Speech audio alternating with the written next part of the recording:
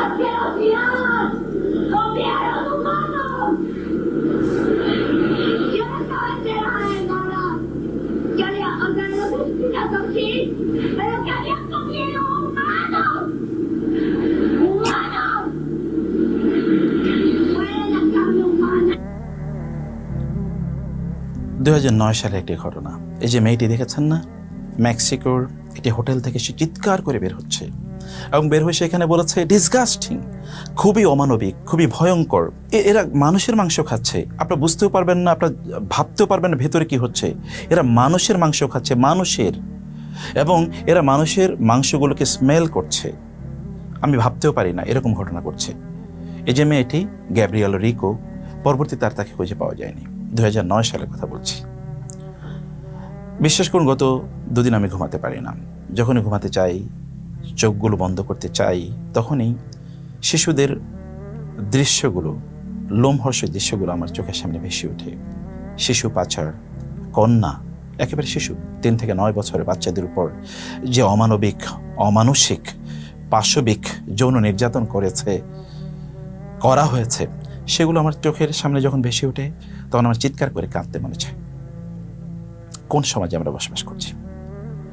আমি আপনাদেরকে এখন দুটো সত্য ঘটনা, বাস্তব ঘটনা বলবো, দুটো কাল্পনিক কথা বলতে চাই।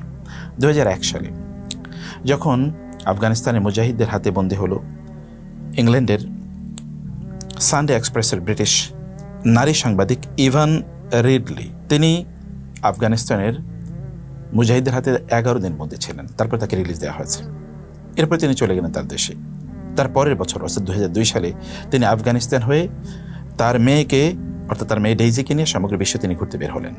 2003 সালে তিনি ইসলাম গ্রহণ করেছেন। লোকেরা বলল, আপনি কি দেখে এত অভিভূত হলেন যে আপনি ইসলাম গ্রহণ করলেন? তিনি বলেন, আফগানিস্তানে আমি আল্লাহকে দেখেছি। সুবহানাল্লাহ। এবং তারপর তিনি লিখলেন তার সেই বিখ্যাত বই, গোটা পৃথিবী জুড়ে সারা জাগানো সেই বইটি তিনি লিখলেন, in the land of Taliban. 2 নম্বর যে ঘটনাটি আমরা বললাম, 2009 সালের মেক্সিকোর একটি হোটেল থেকে এই যে মেয়েটি, যার নাম আমরা বলেছি গ্যাব্রিয়েল রিকো, সেখান থেকে বের হয়ে সে বলেছে এরা আসলে মানুষ খাচ্ছে, ভেতরের মানুষের মাংস খাচ্ছে, মানুষকে টুকরো টুকরো করে তারা মানুষের মাংস খাচ্ছে। আমি বলছি তারা মানুষের মাংস খাচ্ছে, একথা সে বলছে। এ দুটো ঘটনা বাদ দিই, এবার দুটো কাল্পনিক গল্প আপনাদেরকে বলি। ধরুন, পশ্চিমে যদি কারো 100 কোটি টাকা থাকে, তখন তিনি সবচেয়ে দামি একটা গাড়ি কেনেন, খুবই প্রাসাদের মতো করে বাড়ি তিনি বানান এবং আনন্দ ফুর্তির মধ্যে তিনি তার জীবন কাটান। যদি তার 1000 কোটি টাকা থাকে, তখন তার প্রাইভেট জেট থাকে, প্রাইভেট জাহাজ থাকে, রণতরী অর্থাৎ তার ভ্রমণতরী থাকে, এগুলো নিয়ে তিনি বিভিন্ন জায়গায় ঘুরে ঘুরে বেড়ান। আর যদি তারা বিলিয়নিয়ার হয়, তখন তারা মানুষের মাংস খায়। আবার বলছি, তারা মানুষের মাংস খায়, এবং যারা শিশু তাদের মাংস খায়, যারা কন্যা শিশু তাদের মাংস খায়। তারা তাদেরকে কাটে, ফ্রাই করে এবং তাদেরকে বারবিকিউ করে তাদের মাংস তারা খায়। এই দুটো ঘটনার বাইরে আরেকটি কল্পকাহিনী আপনাকে বলি। ধরুন, আপনার কোনো একটা কন্যা সন্তান, তার বয়স 3 থেকে 9, অথবা ধরুন তার বয়স 10 থেকে 15, এরকম একটি সময় তার কাছে কোনো একটা ইমেল আসলো যে তোমাকে তোমার একাডেমিক এক্সেলেন্সের জন্য তোমাকে স্কলারশিপ দেওয়া হলো, তোমাকে ওই ইউনিভার্সিটিতে বা ওই কলেজে তোমাকে পড়ানো হবে, তোমাকে প্রচুর পরিমাণ ইন্টেলেকচুয়াল আউটপুট তোমাকে দেওয়া হবে, ইত্যকার খুব বিশাল লোভ তার সামনে তুলে ধরা হলো। অথবা তাকে কিছু ফান্ডও দেওয়া হলো, অথবা তাকে বলা হলো তুমি সেলিব্রিটির সাথে থাকতে পারবে বা তাদের সাথে তুমি ক্যারিয়ার করতে পারবে। এরকম বলে আপনি খুবই আনন্দিত এবং আপনার কন্যা সন্তান আনন্দিত। তারপরে তাকে তুলে দিলেন বিমানে, ফ্লাইটে। তাকে যখন বিমানবন্দরে নামলো, তখন তাকে পার্সোনাল কোনো একটা জেটে করে তাকে নিয়ে যাওয়া হলো এমন একটা জায়গায়, যেখানে গিয়ে সে দেখলো তার স্বপ্নে সে মানুষগুলো, যাদের কথা সে এতদিন শুনে বড় হয়েছে, যে তাদের মতো হতে হবে, তাদের মতো এরকম প্রভাবশালী, সম্পদশালী, ক্রিয়েটিভ, ডায়নামিক হতে হবে, এরকম ইন্টেলেকচুয়াল, সায়েন্টিফিক, মানে এমন কিছু হতে হবে। গিয়ে দেখলো তাদেরকে সেখানে, কিন্তু তার হঠাৎ মুহূর্তের মধ্যে তার স্বপ্নভঙ্গ হলো। যাদের কথা তিনি এতদিন শুনেছেন, আপনার মেয়ে, তারা তার সামনে এরকম ডেমনের মতো এসে দাঁড়িয়েছে। অর্থাৎ তাদের চেহারায় কেমন লোলুপ দৃষ্টি, কেমন যেন হিংস্র একটা ভাব তাদের মধ্যে আছে, এবং তারা তার দিকে এগিয়ে আসে হিংস্র থাবা নিয়ে। কি যেন তারা একটা করতে চায়। এই মেয়েটি বোঝার আগেই তারা তার উপর ঝাঁপিয়ে পড়লো, তার উপর যৌন নির্যাতন করলো। তাকে তারা এমনভাবে তার উপর নির্যাতন চালালো, যেটু মানব ইতিহাসে এরকম নজির খুঁজে পাওয়া খুবই দায়। এই দুটো কল্পকাহিনীর পর এবার আপনাদেরকে আমরা বলি যে সত্যি কি এরকম কিছু ঘটতে পারে। হ্যাঁ, আপনারা যদি জেফ্রি অ্যাপস্টাইন এবং তার স্ত্রী এবং তার সহযোগী ম্যাক্সওয়েলের কথা আপনারা জানেন, যেগুলো আমরা গত কয়েকদিন যাবৎ দেখেছি যে হাজার হাজার নথি ফাঁস হয়েছে তাদের ব্যাপারে, 30 লক্ষ নথিপত্র, 2 লক্ষ প্রায় ফটোগ্রাফি এবং 2000 ভিডিও পাবলিশ হয়েছে, যেগুলোতে এমন ন্যাক্কারজনক, অমানবিক এবং যৌন নির্যাতনমূলক মানে যেটা পাশবিক নির্যাতনমূলক এমন কিছু সিনারিও আছে যেটি আপনি শুনলে আপনার মানে শরীর এর লোমগুলো আপনি দাঁড়িয়ে যাবে। আপনি চিন্তা করতে পারবেন মানুষ কি এরকম কিছু করতে পারে। তারা যেটা করেছে তা হচ্ছে যে অ্যাপস্টাইন মানে জেফ্রি অ্যাপস্টাইন এবং তার স্ত্রী তারা মিলে ফ্লোরিডায় একটা দ্বীপ তারা কিনেছে এবং এটাকে তারা সুরম্য অট্টালিকা দিয়ে মানে অসাধারণ আয়োজন করে তারা রেখে সাজিয়েছে, মনের জন্য দুনিয়ার বেহেশতে বানিয়েছে। কিন্তু তার ভেতরে যখন কোনো মানুষ ঢুকে তখন এটা আসলে একটা ভয়ঙ্কর স্যাটানিক এম্পায়ার, একটা শয়তানের একটা রাজত্ব।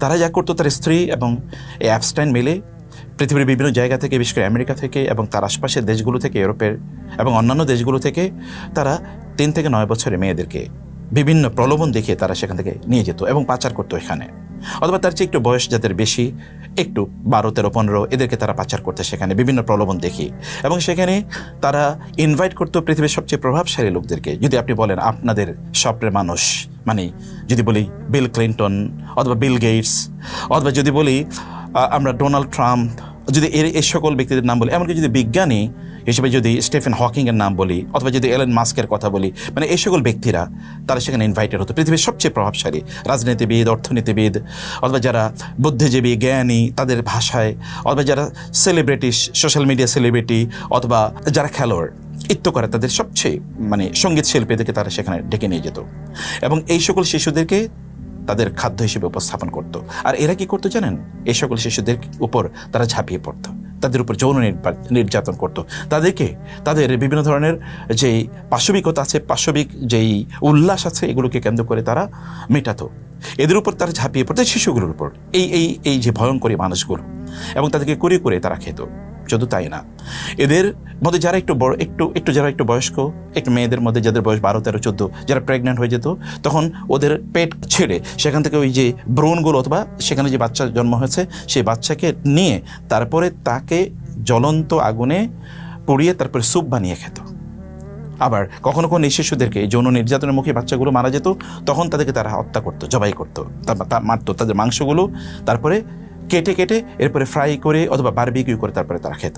কখনো কখনো এমনও হয়েছে যে এই সকল শিশুদের পেটের নাড়িভুড়িগুলো, মানে যখন তারা মারা যেত, নাড়িভুড়িগুলো বের করে ওইখানে যে ময়লা অর্থাৎ পায়খানা থাকতো, এগুলো তারা কুটে খেত এবং তারা উল্লাস করতো। আপনি ভাবতে পারেন আপনাদের যাদেরকে আদর্শ হিসেবে দেখছি আমরা, যারা গোটা পৃথিবী জুড়ে মানবাধিকারের কথা বলছে, নারী অধিকারের কথা বলছে, যারা আমাদেরকে সভ্যতা শেখাতে আসে, তারা এই কাজগুলো করছে।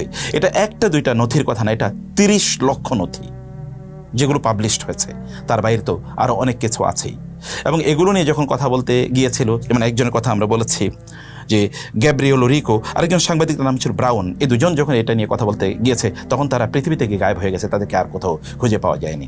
আর আমরা যে মানে জেফ্রি অ্যাপস্টাইন এবং তার স্ত্রী এবং ম্যাক্সওয়েলের কথা বলেছি, এরা 3 জনই হচ্ছে মোসাদের স্পাই, মানে মোসাদের গোয়েন্দা।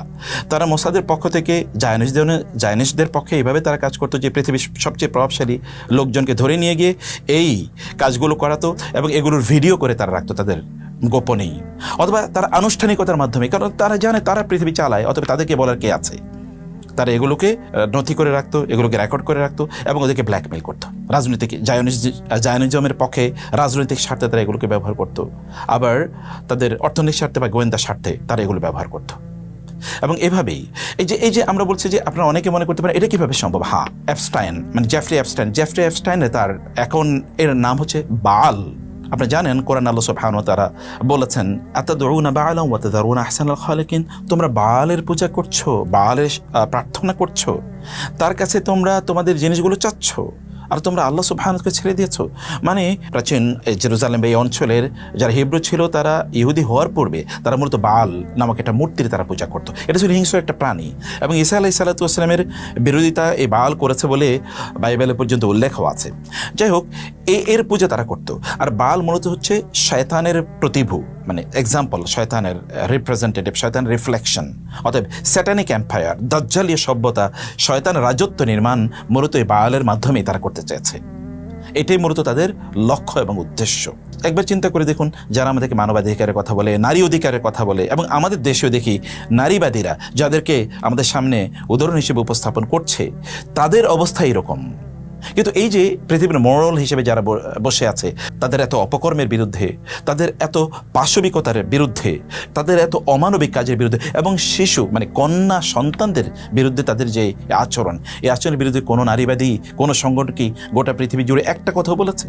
তাহলে এই নারীবাদীরা কাদের সার্ভ করে, কাদের ইন্টারেস্ট তারা সার্ভ করে, বা এই নারীবাদীরা আসলে কারা? এরও কি ওই অ্যাপস্টাইন গ্রুপের সদস্য কিনা? এটা একটা বড় প্রশ্ন আমাদের কাছে। আচ্ছা, আপনি একবার চিন্তা করে দেখুন, যদি কোনো আলেম এই কাজটি করতো, কোনো আলেমের বিরুদ্ধে যদি এটা আসতো, অথবা যদি কোনো মাওলানার বিরুদ্ধে, অথবা কোনো বড় ইসলামিক স্কলারের বিরুদ্ধে যদি এটা আসতো, তাহলে এখন ডোনাল্ড ট্রাম্পরা কী করতে বলেন তো? ওয়েস্ট কী করতো? অথবা এই নারীবাদীরা, আমি যাদেরকে বলি নেড়িবাদী, এই নেড়িবাদীরা কী করতে বলেন তো? তারা তখন চিৎকার চেঁচামেচি করে গোটা পৃথিবী উল্টিয়ে দিত না? বা আমেরিকা হয়তো বলতো ঠিক আছে, ওই দেশকে আক্রমণ করা দরকার, কারণ এরা মানবতার শত্রু। কিন্তু তারা কই? ট্রাম্প এবং তার স্ত্রী, তার গোটা পরিবার এর সাথে জড়িত। আর অন্যান্যরা যারা আছে ধ্বজাধারী, তাদের প্রত্যেকের অবস্থা কিন্তু এরকম। এর সাথে আরেকটি বিষয় আমরা আপনাদেরকে বলতে চাই, তাহলে এই যে মানব অধিকার বা নারী অধিকারের এই যে স্লোগান, এই স্লোগানের মুখোশের আড়ালে আসলে একটা ভিন্ন মুখ আছে, ভিন্ন একটা এজেন্ডা আছে। তা হলো মানব জাতিকে শয়তানের রাজত্বে তাদেরকে নিয়ে যাওয়া, অথবা শয়তানের বা দাজ্জালের অধীনে তাদেরকে নিয়ে যাওয়া। এটাই মূলত এই কাজ। আমরা আপনাদেরকে বলতে চাই, প্লিজ, এই যে কথিত মানবাধিকার অথবা কথিত যেই নারী অধিকারের যেই স্লোগানগুলো আছে, এই ব্যাপারে আপনারা সাবধান হন। আমাদের যুবকদেরকে বলবো, তোমরা কাদেরকে আদর্শ হিসেবে গ্রহণ করছো ভাবো। বোনদেরকে বলবো, আপনারা কাদের কথায় নাচছেন, কাদের কথা শুনছেন, কাদের কথায় আপনারা ঘর থেকে বের হয়ে যাচ্ছেন, অথবা কাদের কথায় আপনারা মনে করছেন যে এরাই আমাদের আদর্শ, এরাই আমাদের কল্যাণ চায়, কাদের কথায় দেখেছেন তারা কারা? এবং তাদের এজেন্ডা যারা আমাদের দেশে বাস্তবায়ন করতে চায়, অথবা বিভিন্ন মুসলিম দেশে যারা বাস্তবায়ন করতে চায়, অথবা পৃথিবীব্যাপী ওদের এজেন্ডা যারা বাস্তবায়ন করতে চায়, তারা আসলে কারা? তাদের মুখোশগুলো আমাদের কাছে উন্মোচিত হওয়া দরকার। আমরা বলবো আমাদের বোনদেরকে, আমাদের মেয়েদেরকে, যে আমরা তোমাদেরকে প্রচণ্ড ভালোবাসি, তোমাদের উপরই ভিত্তি করে এই মানব সভ্যতা টিকে থাকবে। তোমাদের নিজেদেরকে তোমাদের রক্ষা করতে হবে, এবং কোরআন তোমাদের কল্যাণ চায়। তোমাদেরকে যিনি সৃষ্টি করেছেন, আপনাদেরকে মায়েদেরকে বলবো, আপনাদেরকে যিনি সৃষ্টি করেছেন মহান আল্লাহ সুবহানাহু ওয়া তাআলা, তিনি কি জানেন না আপনাদের কল্যাণ কোথায়? এই মানবরূপী এই পশুগুলো, তারা আপনাদেরকে বলবে যে আপনাদের অধিকার কি, আর সেই অধিকারের স্লোগানই আমরা দেব? No, never. আমরা তাদেরকে বিশ্বাস করি না। তাদের এই রূপ তো আমরা দেখতে পেয়েছি। আল্লাহ সুবহানাহু ওয়া তাআলা এই পাশবিকতা, এই নৃশংস, অমানবিক, এই স্যাটানিক এম্পায়ারের সদস্যদের থেকে আল্লাহ তাআলা আমাদেরকে এবং মানব জাতিকে রক্ষা করুন। আল্লাহুম্মা আমিন। আসসালামু আলাইকুম ওয়া রাহমাতুল্লাহি ওয়া বারাকাতুহু।